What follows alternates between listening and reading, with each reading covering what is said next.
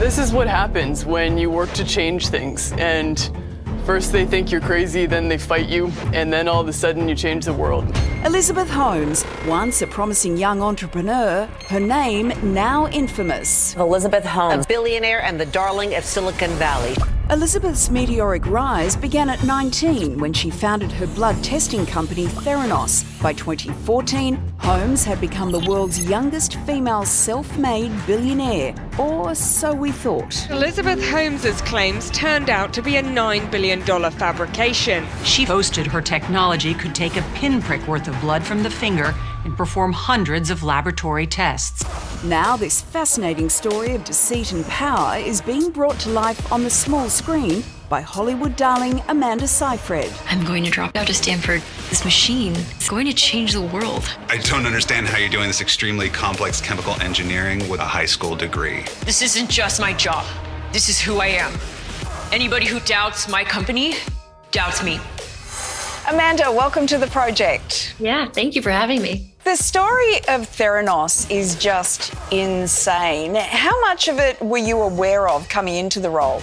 I had seen the documentary and listened to the podcast about. I listened to the podcast in 2019, at the end of 2019, while I was on set shooting Mank. A month later, I got the call to play her, and I was just like, well, I know about her. They're like, it's a fascinating story. And I'm like, this is a dream role. I want to know more about her. Fraud charges enveloped Holmes, leading to a highly publicised trial and ultimately... The disgraced Theranos founder and CEO found guilty on 4 of 11 counts in her landmark Silicon Valley fraud case. What is it that you think it is about her and the story that has so fascinated people? It's so fascinating that people can get so far with nothing. It's a phenomenon. It's a human phenomenon that if we believe enough, we think it can be true. And then I think it's satisfying for me to witness the fall because I feel deceived and I want them to be held accountable. After starting out with a sixth sense in Mean Girls... It's like I have ESPN or something. My breasts can always tell when it's gonna rain. Amanda's career has gone from strength to strength. Last year, earning her first Oscar nom for the biographical drama Mank. This isn't the first time that you've played someone from real life on screen. And I heard that you had to actually alter your voice quite significantly in order to be able to portray that weird kind of baritone voice that Elizabeth Holmes has. This is inspiring. How did you do that? It's just the shape of her mouth, and that brings it down already. She speaks from a different place, and it's just an accent. It's like if I was doing an Australian accent. Like, I can't do an Australian accent off the cuff. So I go as low as I can for Amanda, and all the other work that I put into it, hopefully, helps.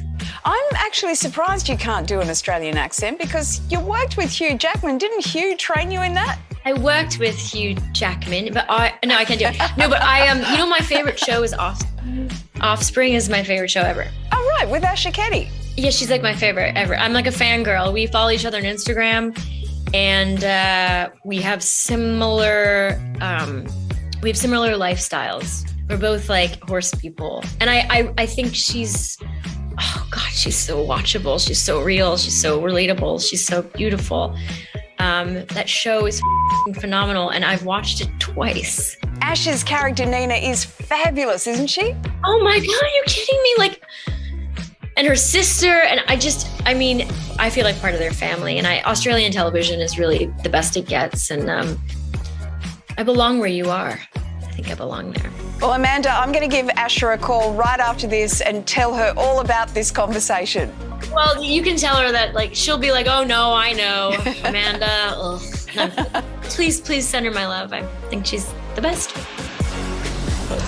See, Asha, I told you. The Dropout is available to stream right now on Disney+.